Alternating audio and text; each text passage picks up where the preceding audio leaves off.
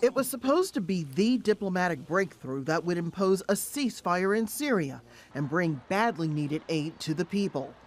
More than 3 weeks later, the deal is dead because the U.S. says Russia didn't bargain in good faith. The United States spared no effort in negotiating and attempting to implement an arrangement with Russia aimed at reducing violence, providing unhindered humanitarian access, and degrading terrorist organizations operating in Syria, including Daesh and al-Qaeda in Syria. Unfortunately, Russia failed to live up to its own commitments. The Obama administration says Russia and Syria attacked an aid convoy on September 19th and have increased their bombing raids on residents' homes, hospitals, and critical infrastructure in Aleppo.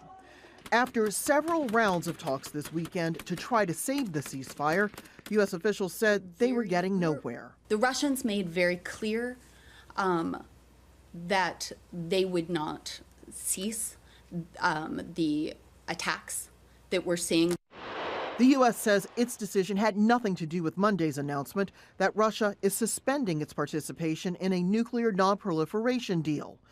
Moscow accuses Washington of violating the 2010 deal, citing what it calls, quote, the emergence of a threat to strategic stability as a result of unfriendly moves of the USA as regards the Russian Federation and the inability of the U.S. to ensure fulfillment of the obligations on the disposal of redundant war-grade plutonium compliant to international agreements. Experts say that on this point, Russia is right. You can store them, but they can be stolen maybe, or something can happen to them. They're highly toxic. It's a nasty thing. In light of the Obama administration's failed efforts to prevent Moscow from meddling in Ukraine, and in light of the diplomatic failure in Syria, it may be unlikely to expect Vladimir Putin to recommit to the non-proliferation agreement. Rosalind Jordan, Al Jazeera, Washington.